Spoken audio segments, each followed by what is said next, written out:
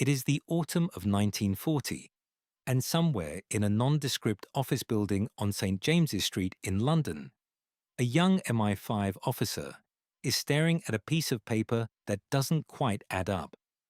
The man sitting across from him, a German-born naturalist who arrived by parachute in the Scottish Highlands 3 nights ago, seems perfectly rehearsed. His cover story is plausible. His English is excellent. His papers, at first glance, appear entirely in order. But the officer knows something the spy does not. He knows that the moment this man sat down in the dentist's chair earlier that morning, his fate was already sealed. Not because of anything he said, not because of any error in his documents, but because of something lodged inside his own mouth. A small, hard, utterly mundane object that had been placed there by a German military dentist, quite possibly years before the war began. A dental filling, specifically the type of filling used almost exclusively by German practitioners in the 1930s and 40s. A filling composed of a particular alloy, shaped in a particular fashion, and inserted using techniques so distinctly Germanic that a trained British examiner could spot it as surely as a red flag planted on foreign soil. This is the story of how something as ordinary as a tooth became one of the most reliable tools in Britain's counter-espionage arsenal, how a nation under siege turned the most intimate details of human biology into a weapon of detection, and how, in the end, every single German spy sent to Britain during the Second World War was caught. And dental evidence played a quiet, largely forgotten role in making that possible. Most people have never heard of this, and yet it sits at the heart of one of history's most remarkable intelligence achievements. To understand why teeth mattered so enormously, one must first appreciate the scale of the problem facing Britain in the summer and autumn of 1940. The fall of France in June of that year had fundamentally transformed the strategic landscape. Where the English Channel had once seemed a modest barrier, it now appeared to some as the last moat between a functioning democracy and the full weight of Nazi Germany. Adolf Hitler's military machine had swept through Western Europe with terrifying speed, and now the Abwehr, German military intelligence, turned its considerable attention to the task of infiltrating the British Isles. The Abwehr's ambitions were not modest. It envisioned networks of agents scattered across Britain, reporting on troop movements, factory output, harbour activities, and civilian morale. These agents would arrive by parachute in remote fields, by rubber dinghy on lonely coastlines, or, in some cases, posing as refugees among the genuine flood of European civilians fleeing Hitler's advance. The agents were trained at schools in Hamburg and Brussels, drilled in wireless telegraphy, taught to memorize cover stories, and equipped with the most convincing false documentation that German forgers could produce. And those forgers were good. Genuinely, worryingly good. By 1940, the Abwehr's document section had access to genuine pre-war British identity papers, ration books, and travel permits. They had studied British printing conventions, paper stock, and ink composition. An agent's identity card, examined superficially, might pass muster in a routine stop. British counterintelligence knew it could not rely solely on document checks. It needed something more fundamental, something that could not be forged or rehearsed away, something the spy carried with them always, unwittingly, embedded in the very structure of their body. The answer, improbable as it sounds, was already sitting in plain sight, or rather, in plain mouth. The key insight came not from spy masters, but from dentists. Specifically, from the small community of émigré European dental professionals who had settled in Britain during the 1930s, many of them Jewish refugees from Germany and Austria. These practitioners understood something that their British counterparts soon came to appreciate deeply. Dental work is as individual as a fingerprint, and it is also, in a very real sense, a national signature. By the late 1930s, dental practice in Germany had developed along lines that diverged markedly from British conventions. German dentists, trained in a distinct tradition rooted in the schools of Berlin, Munich, and Hamburg, favored particular amalgam compositions for their fillings. They used a silver tin zinc alloy in proportions that differed measurably from the amalgam preferred in British surgeries. More significantly, they shaped their restorations differently. Where a British dentist filling a molar would typically produce what the profession calls a Class II restoration with gently rounded contours, his German counterpart was trained to create sharper angles and more pronounced margins. The instruments they used left distinctive tooling marks in the soft amalgam before it hardened. Even the positioning of the rubber dam, the protective sheet used to isolate a tooth during treatment, followed different conventions and left subtly different traces in the finished work. Beyond the composition and shape of fillings, there were broader patterns. German dentists of the era had a pronounced preference for gold inlays on posterior teeth, the back molars invisible during normal conversation. At a time when British practice regarded such restorations as something of a luxury reserved for the wealthy, German patients tended, as a statistical matter, to have more extensive dental work overall, reflecting a tradition of more regular and aggressive intervention in dental disease. The overall picture presented by a mouthful of German dentistry was, to a trained eye, unmistakably continental.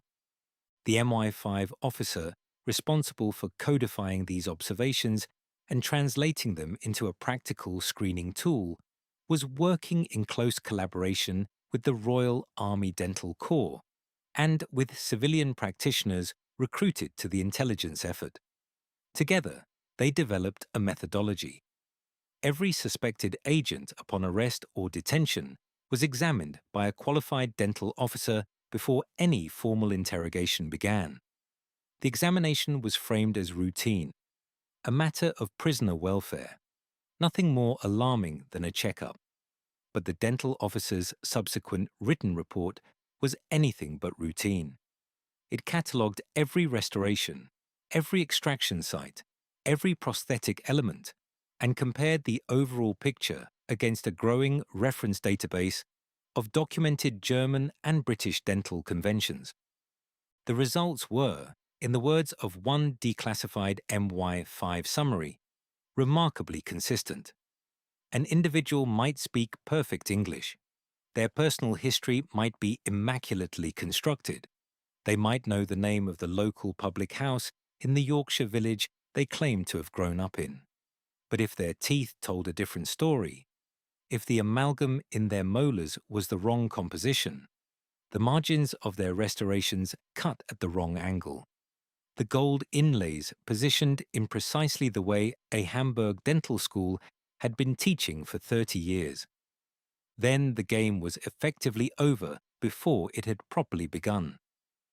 The operational impact of this technique is best understood through the broader context of what historians now refer to as the double-cross system.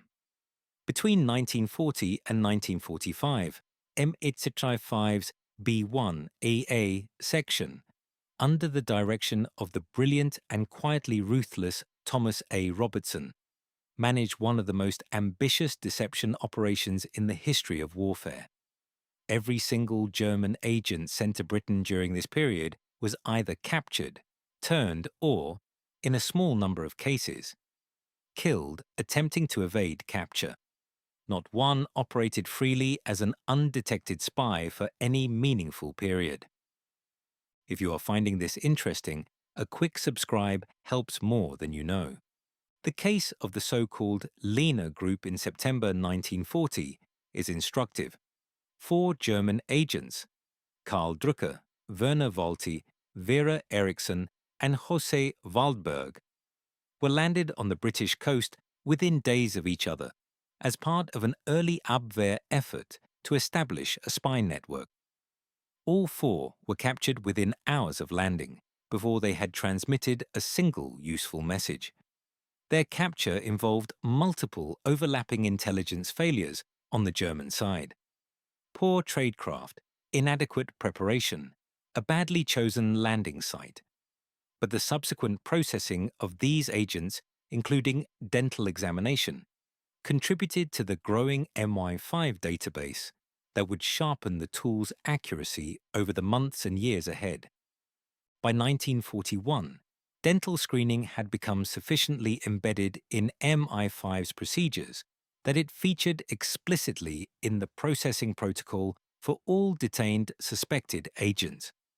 The examinations were conducted at specific secure facilities, the reports filed with B1RA, and the findings cross-referenced with other biographical intelligence. In cases where an agent's story was otherwise difficult to crack, dental evidence provided what interrogators sometimes called a reliable anchor point, a piece of objective physical data that the subject could not explain away. It is worth pausing here to consider how the German equivalent measured up, because the comparison is illuminating. The Abwehr was not an unintelligent organization. Its senior officers were aware, in general terms, that physical markers of German origin presented a risk to their agents. They took steps, of varying sophistication, to address the problem. Some agents were sent to British or neutral country dentists before deployment for what might be called dental cover work. The deliberate replacement or modification of distinctively German restorations. A Hamburg-trained filling might be ground down and replaced with something approximating British workmanship. Gold inlays might be removed. These efforts were not entirely ineffective, but they suffered from a fundamental limitation. The cover work itself left traces.